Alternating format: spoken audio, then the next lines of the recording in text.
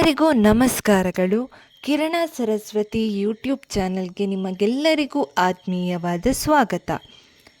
ಕಳೆದ ವಿಡಿಯೋದಲ್ಲಿ ಹೇಳಿದಂತೆ ಈ ವಿಡಿಯೋದಲ್ಲಿ ನಾವು ಕೃಷ್ಣನ ಸಾವು ಆತನ ಕಾಲಿನಿಂದಲೇ ಆಗಿದ್ದು ಯಾಕೆ, ಅದರ ಹಿಂದಿನ ಕಥೆಯನ್ನು ಈ ವಿಡಿಯೋದಲ್ಲಿ ನಾವು ನೋಡೋಣ. ದೂರ್ವಾಸ ಮುನಿಗಳ ಶಾಪದಿಂದ ಸಾಂಬ ಕೃಷ್ಣನ ಮಗ ಕಬ್ಬಿಣದ ಒನಕೆಯನ್ನು ಹಡೆದು ಯಾದವರ ಕುಲವೇ ನಿರ್ನಾಮ ಆದ ಕತೆ ನಿಮಗೆಲ್ಲ ಗೊತ್ತೇ ಇದೆ.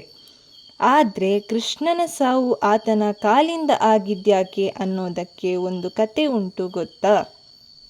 ದೂರ್ವಾಸ ಮುನಿಗಳು ಈ ಕಥೆಯನ್ನು ಮಿಕ್ಕೆಲ್ಲ ಮಹರ್ಷಿಗಳಿಗೆ ಹೇಳ್ತಾರೆ. ಜರಾಸಂಧ ಬದುಕಿದ್ದಂತಹ ಕಾಲ ಅದು. ಪುಷ್ಕರದಲ್ಲಿ ತನ್ನ 5,000 ಶಿಷ್ಯರೊಡನೆ ತಪಸ್ಸನ್ನು ಮಾಡ್ತಾ ಇರ್ತಾರೆ ದೂರ್ವಾಸ ಮುನಿಗಳು. ಆ ಸಮಯದಲ್ಲಿ ಏನಾಗುತ್ತೆ ಅಂದರೆ, ಚಾಲ್ವ ದೇಶದ ಹಂಸ ಮತ್ತು ಡಿಂಬಕರು ಇಬ್ಬರು ಜರಾಸಂಧನ ಬಲಗೈ ಭಂಟರು ದೊಡ್ಡ ಸೈನ್ಯದೊಂದಿಗೆ ಅವರೆಡೆಗೆ ಬರ್ತಾರೆ.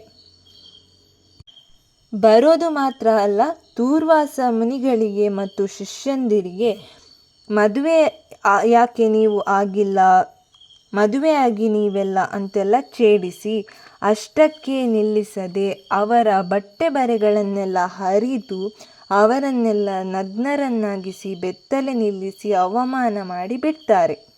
ಈ ಅವಮಾನವನ್ನು ತಡೆದುಕೊಳ್ಳೋಕೆ ಆಗದೆ ದೂರ್ವಾಸ ಮುನಿಗಳು ದ್ವಾರಕೆಗೆ ಬರ್ತಾರೆ.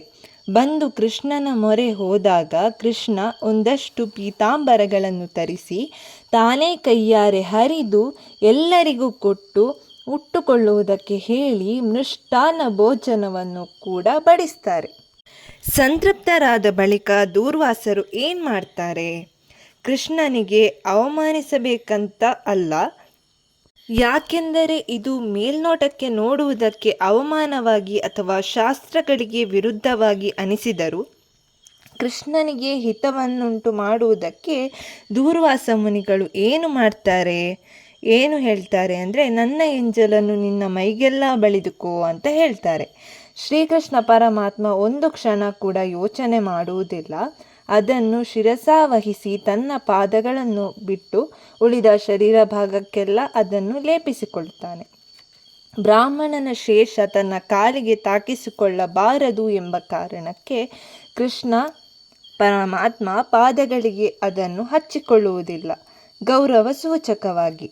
ಆದರೆ ದೂರ್ವಾಸ ಮುನಿಗಳು ಅದನ್ನು ತಪ್ಪಾಗಿ ತಿಳಿದು ಒಂದು ಶಾಪವನ್ನು ಕೊಟ್ಟು ಬಿಡುತ್ತಾರೆ. ಶ್ರೀಕೃಷ್ಣ ಪರಮಾತ್ಮನಿಗೆ ಪಾದಗಳಿಂದಲೇ ನಿನಗೆ ಮೃತ್ಯು ಬರಲಿ ಅಂತ. ನಾನು ಕೊಟ್ಟಂತಹ ಎಂಜಲಿನ ಮೈಯೆಲ್ಲ ಬಳ್ಕೋ ಅಂದರೆ ಪಾದ ಬಿಟ್ಟೆ ಅಲ್ವಾ, ಅದೇ ಪಾದದಿಂದ ನಿನಗೆ ಮೃತ್ಯು ಬರಲಿ ಅಂತ. ಆ ನಂತರ ಬೇಜಾರು ಕೂಡ ಮಾಡ್ಕೊಳ್ತಾರೆ ದೂರ್ವಾಸ ಮುನಿಗಳು, ಎಂಥ ವಿವೇಕಿ ನಾನು, ಎಂಥ ದೊಡ್ಡ ಶಾಪವನ್ನು ಕೊಟ್ಟು ಬಿಟ್ಟೆ ಅಂತ. ಆದರೆ ವಿಧಿನೇ ಹಾಗೆ ಹೇಳಿಸಿರ್ಬೋದಾ ದೂರ್ವಾಸರ ಬಾಯಲ್ಲಿ, ಗೊತ್ತಿಲ್ಲ. ಜರಾಸಂಧ ಬಿಟ್ಟ ಬಾಣ ಕೃಷ್ಣನ ಕಾಲಿಗೆ ತಾಕಿ ಕೃಷ್ಣನ ಅವತಾರ ಕೊನೆಗೊಳ್ಳುತ್ತದೆ. ಈ ವಿಡಿಯೋ ಇಷ್ಟವಾದರೆ ನೀವು ವಿಡಿಯೋಗೆ ಒಂದು ಲೈಕ್ ನೀಡಿ. ನಮ್ಮ ಚಾನಲ್ ಇನ್ನೂ ಸಬ್ಸ್ಕ್ರೈಬ್ ಮಾಡಿಲ್ಲದೆ ಈ ವಿಡಿಯೋ ನೋಡುತ್ತಿದ್ದರೆ ದಯವಿಟ್ಟು ಚಾನಲ್ ಸಬ್ಸ್ಕ್ರೈಬ್ ಮಾಡಿ ಬೆಂಬಲ ನೀಡಿ. ಮತ್ತೊಂದು ವಿಡಿಯೋದಲ್ಲಿ ಸಿಗೋಣ. ಧನ್ಯವಾದಗಳು.